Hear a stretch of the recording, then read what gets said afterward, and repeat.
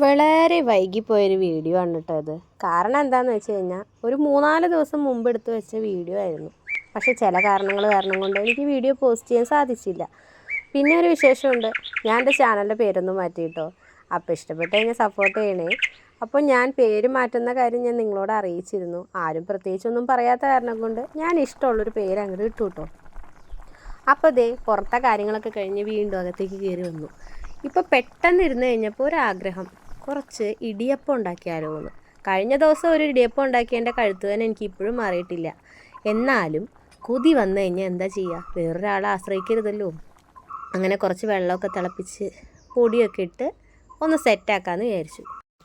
അങ്ങനെ കുറച്ച് പൊടിയൊക്കെ എടുത്ത് നമ്മൾ കുറച്ച് കൊഴുക്കട്ട ഉണ്ടാക്കാൻ പോകണം. അപ്പോൾ ഒരു പുതിയ രീതി ഞാൻ പരീക്ഷിക്കാമെന്ന് വിചാരിച്ചാൽ ഇതുവരെ ഈ രീതിയിൽ ചെയ്തിട്ടില്ല. ചെയ്യണവരുണ്ട്. തിളച്ച വെള്ളത്തിലേക്ക് പൊടിയിട്ട് കുഴച്ചെടുക്കാമെന്നുള്ളൊരു ഇതിലായിരുന്നു. അങ്ങനെ ദേ നന്നായിട്ട് കുഴച്ചൊക്കെ കിട്ടിയിട്ടുണ്ട്. പക്ഷെ ഞാൻ വിചാരിച്ച പോലെയല്ല, നല്ല രീതിക്ക് നല്ല പണി കിട്ടിയൊരു സാധനമായിരുന്നു. എൻ്റെ കഴുത്ത് വേദന മാറിയത് ഇരട്ടിയിലധികമായിട്ട് വന്നു. അപ്പോൾ നിങ്ങൾ വിചാരിക്കുന്നുണ്ടാവും, എന്തേ എനിക്ക് കഴുത്ത് വേദന, അതും ഇടിയപ്പവുമായിട്ട് എന്ത് ബന്ധമുണ്ട്? ഇടിയപ്പം ഇട്ട് തിരിക്കണ സമയത്ത് നമ്മുടെ കഴുത്തിന് നല്ലതായിട്ട് പ്രഷർ കിട്ടിയിട്ടുണ്ട്.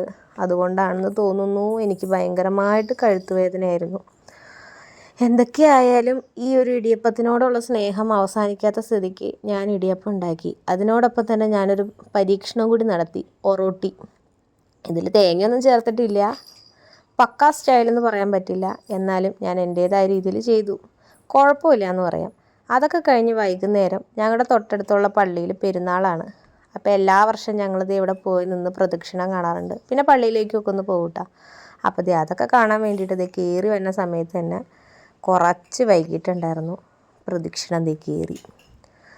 സാരമില്ല, ഉള്ളതൊക്കെ വെച്ച് കാണാമെന്നൊക്കെ കരുതി നല്ല ആസ്വദിച്ച് അങ്ങോട്ട് നിന്നു കേട്ടോ. തീരെ പറഞ്ഞറിയിക്കാൻ പറ്റാത്ത വിധം അടിപൊളി പരിപാടി തന്നെയായിരുന്നു കേട്ടോ. ഇത്രയും നല്ല പരിപാടികൾ ഞാൻ ഈ മറ്റൂർ വന്നേ പിന്നെയാണ് കണ്ടിട്ടുള്ളത്. അപ്പം നിങ്ങൾ വിചാരിക്കും, അതെന്താ കേരളത്തിൽ വേറെ ഒരു സ്ഥലത്തും ഒരു പരിപാടികളും ഇല്ലാത്ത പോലെയാണല്ലോ നിങ്ങളുടെ വർത്താനെന്ന്. കേരളത്തിൽ പല സ്ഥലത്തും പല പരിപാടികളും കാണും. പക്ഷേ എൻ്റെ വീട്ടിൽ നിന്ന് വിടാറുണ്ടായില്ല. എൻ്റെ വീട്ടിൽ നിന്ന് കൊണ്ടുപോകാൻ ആരുമില്ലായിരുന്നു എന്നുള്ളതാണ് വാസ്തവം. അമ്മ പണ്ട് പറയുമായിരുന്നു, കല്യാണം കഴിഞ്ഞ് കഴിയുമ്പോൾ നിൻ്റെ കെട്ടിയവൻ കൊണ്ടുപോയിക്കോളും എന്ന്. എൻ്റെ കെട്ടിയവൻ ആ വാക്ക് വലിച്ചു, കൂടെ ഞാനും. ചെണ്ടപ്പുറത്ത് കോല് വീണോടത്തൊക്കെ കൊണ്ടുപോകും എന്ന് പറയുന്നത് പോലെ തന്നെ എന്ത് പരിപാടി ഉണ്ടെങ്കിലും എൻ്റെ കെട്ടിയവൻ കൊണ്ടുപോകാറുണ്ട്. പിന്നെ പറയാതിരിക്കാൻ ഒരു നിവൃത്തിയില്ല. എൻ്റെ അമ്മായിയമ്മയായാലും അതിലപ്പുറത്തെ സപ്പോർട്ടാണ്. ആൾക്കും ഇതുപോലത്തെ ഉള്ള പരിപാടികൾക്കൊക്കെ പോകാൻ ഭയങ്കര ഇഷ്ടമാണ്. എൻ്റെ അമ്മേനേക്കാളും നേരെ ഓപ്പോസിറ്റ് സ്വഭാവമാണ് കേട്ടോ. അമ്മയ്ക്ക് ഇങ്ങനത്തെ പരിപാടികൾക്കൊന്നും പോകാൻ ഇഷ്ടമില്ല. പക്ഷേ എൻ്റെ അമ്മായിയമ്മയ്ക്ക് ഭയങ്കര ഇഷ്ടമാണ്. അങ്ങനെ ഞങ്ങൾ രണ്ടുപേരും കൂടിയിട്ടാണ് ഇത്തവണ വന്നിട്ടുള്ളത്. ഹസ്ബൻഡ് വരാൻ നേരം വൈകിയത് കൊണ്ട് തന്നെ ഞങ്ങൾ ഒരുമിച്ച് ഇങ്ങോട്ട് പോന്നു കേട്ടോ. അങ്ങനെ നല്ല വൈബിനുള്ള പരിപാടിയായിരുന്നു. നല്ല ചെണ്ടമേളവും കാര്യങ്ങളൊക്കെ. തിരുസ്വരൂപമൊക്കെ കൊണ്ടുവന്നു, അതൊക്കെ കണ്ടു, പ്രാർത്ഥിച്ചു. അങ്ങനെ പ്രദക്ഷിണം എല്ലാം കഴിഞ്ഞ് കഴിഞ്ഞപ്പോഴാണ് അറിഞ്ഞത് മറ്റൊരു ജംഗ്ഷനിൽ തന്നെ മാർഗ്ഗംകളി നടക്കുന്നുണ്ടെന്ന്. ഓടിപ്പോയി അതും കണ്ടു. തിരിച്ചു വന്നപ്പോൾ ഇവിടെ ഒരു മോഹൻലാലിനെയും കണ്ടു കേട്ടോ. ചാനൽ ഇഷ്ടമായ സപ്പോർട്ട്